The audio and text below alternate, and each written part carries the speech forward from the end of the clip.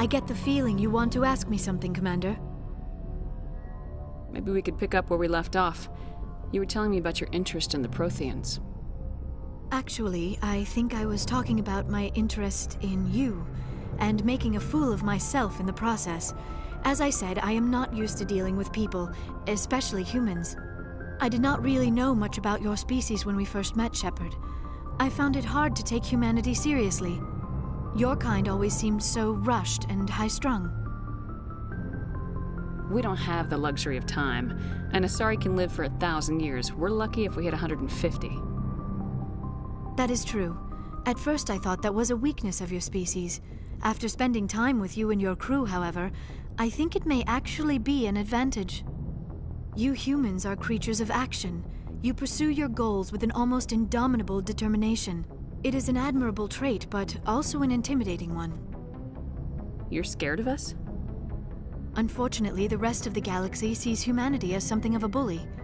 You run over anyone in your path to get what you want. It is up to people like you to change their minds, Shepard. I'm doing the best I can, Liara. There is a reason the Council chose you to become a Spectre. They saw something special in you. The best of what humanity has to offer. I looked into your history. I know what happened on Akuz. The fact that you survived shows a remarkable strength. You didn't need to go behind my back. I would have told you whatever you wanted to know. I apologize, Commander. After our last conversation, I was afraid I would say something stupid again. I wanted to know more about you, to understand what made you into the woman you are. There is something compelling about you, Shepard. You're interested in me because of my visions. You just want to know more about the Protheans. I admit, your connection to the Protheans had something to do with my initial interest, but it has grown beyond that. You intrigue me, Shepard, but I was not sure if it was appropriate to act on my feelings. I thought there might already be a relationship between you and Lieutenant Alenko. You want a relationship with me? Even though we're both women? We Asari are monogendered, Commander. Male and female do not have any real meaning for us. We do, however, have maternal instincts, so perhaps we would fill what you consider a female role. I'm sorry if this is awkward for you, Shepard. I am only trying to be honest. I feel as if we share some type of connection. But none of this matters if you are already involved in a serious relationship with Lieutenant Alenko. I care about Kaidan. A lot. I thought so. Still, I feel as if there is also some attraction between us, Shepard. I'm not interested in you in that way, Liara. This is very embarrassing for me, Commander. Please, let's talk about something else. Do you know why Benezia joined up with Saren? I don't understand it. She was always outspoken about the need for the Asari to become more involved in shaping galactic events. Maybe she thought allying herself with Saren would somehow be for the greater good in the long run. At least I hope so. This hurts you, doesn't it? None of this makes any sense to me. I have not spoken to Benezia in many years, but I know her, and this was not like her. Something changed. I'd like to know more about the Asari. We were the first species to discover the Citadel. We were instrumental in forming the Council, and we always strive to be the voice of peaceful cooperation in galactic disputes. My people believe we are all part of a single galactic community. Each species contributes something to the greater whole. Although we seek to understand other species, it seems few of them seek to understand us. The galaxy is filled with rumors and misinformation about my people. Like what? Most of the inaccuracies are centered around our mating rituals. My species is monogendered. Male and female have no real meaning for us. We still require a partner to reproduce. This second parent, however, may be of any species and any gender. I don't understand. Your species can mate with anyone? Mating is not quite the proper term, not as you understand it. Physical contact may or may not be involved, but it is not an essential element of the union. The true connection is mental. Our physiology allows us to meld with other beings. We can touch the very depths of their minds. We explore the genetic memory of their species. We share the most basic elements of their individual and racial identities. We then pass these traits on to our daughters. It is how we learn to grow as a species and how we develop a greater understanding of other races. What happens to your partner after the union? Every relationship is different. Some unions are a single encounter with both parents parting ways afterwards. Others can be more long-term. Sometimes an Asari and her partner will stay together for many decades. Do you know who Matriarch Benezia chose as her partner? She rarely spoke of her partner, though I know my father, if you want to use that term, was another Asari. Benezia never told you her partner's name? Union with our own kind is no longer common, not for the purposes of reproduction. Most Asari believe it weakens our species. Asari daughters inherit racial traits from the father species. If both parents are Asari, then nothing has been gained, or so conventional wisdom would hold. I am what is sometimes called a pureblood, though no Asari would ever be cruel enough to say the word to my face. It is a great insult among my people. It is possible Benezia's partner was embarrassed by their union. She may have been too ashamed to publicly acknowledge me as her offspring. Maybe she wanted to meet you but couldn't. Something could have happened to her. Maybe she passed away. You might be right. I hope you are. But I have no way to know for sure. Benezia never spoke of her partner. Whatever happened, it caused her too much pain to dwell on it. She raised me by herself, though that is not uncommon. Many Asari raise their children alone, particularly if the father species is short-lived. Often the partner will pass on long before the child reaches maturity. You Asari live for 1,000 years. What happens when your partner dies? Few sapient species live as long as my kind. We have learned to take a philosophical approach to our unions. We do not focus on the inevitable loss of our partners. Instead, we enjoy the time we spend with them. And even after they're gone, a part of them lives on in us.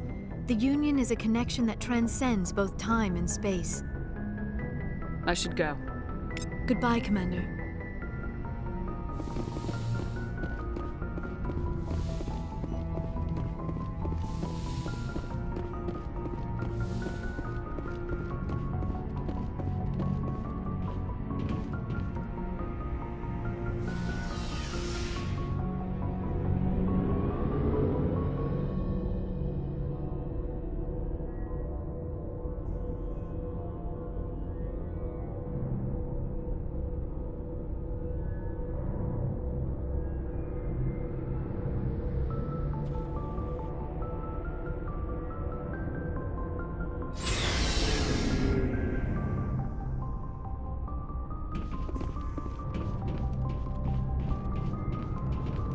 So, we've got Saren on the run. It won't be long now. Saren's good, but I'm better. Good. He's rotten. To the core. I could tell as soon as I met him. Why didn't you tell me this sooner? I would've if I thought it was important. I think I'd like to hear about it just the same. This was a while ago. A bunch of mercs were bragging about a job out near the edges of the Terminus systems. They said it paid well and the boss was never around to ride them. They said he was looking for more men, too. So I checked it out. I didn't know Saren was openly recruiting mercs. It wasn't that open, and he only showed his face once. We'd been raiding ships in the area for months when we took out this massive cargo freighter. Our biggest haul yet. I was on board checking bodies for valuables, looking for some extra credits. That's when I saw him. What did Saren want with the ship? I don't know what he wanted. He was just moving through the ship, watching. A couple of the mercs called him by name, but he never spoke to them. Never spoke to anyone. I had a really bad feeling about him, so I got the hell out. Didn't even wait to get paid. What kind of cargo was the freighter carrying? What was Saren after? I don't know. All I saw on that ship was food and medical supplies. There were some basic weapons, but nothing big. If there was anything of value on that ship, I didn't see it. That's why I didn't mention it sooner. Whose ship was it? There was a Volus trading vessel. Big one. Lots of guards. But they were no match for us. That's the only time you saw him? Yeah. Didn't even know who he was. Still wouldn't if I hadn't joined up with you. But my instincts were right. Every other merc on that mission turned up dead within a week. Every damn one.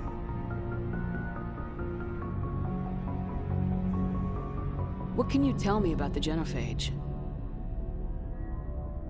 Ask the Solarians if you want details. They made it. All I know, it makes breeding nearly impossible. Thousands die in stillbirth, and most never get that far. Every Krogan is infected, every one. And no one's rushing to find a cure. Why don't the Krogan try to find a cure? When was the last time you saw a Krogan scientist? You ask a Krogan, would he rather find a cure for the Genophage or fight for credits? He'll choose fighting every time. It's just who we are, Shepard. I can't change that. Nobody can. So long, Rex. Shepard. Commander? What's your opinion of the last mission? A little spooky how you handle that young guy. Didn't figure you'd know how to speak corporate. All you need to do is show them how getting what you want gets them what they want. You make it sound easy. Frankly, I just wanted to put a few rounds in him and leave. Do you have a few minutes to talk? One-on-one? Sure. I was just watching some mail from home. Oh, before I go, we saw Caden in a news vid about the Normandy. He's cute. Later, sis. Let's pretend this never happened. Are you interested in the Lieutenant, Chief? No, ma'am. And anyway, Scuttlebutt says he's already sweet on someone. What's up? You didn't come by to eavesdrop on family mail. Your family seems to be important to you. Yeah, we've always been close. Me and my sisters especially. With Dad on duty so much, I had to help Mom raise them. Did your father serve with the fleet? Yeah, took any crap posting he could get that offered space time. You know what? He worked his ass off trying to get recognized, but he never made it above serviceman 3rd class. He was real proud when I made Chief. First thing he did was salute.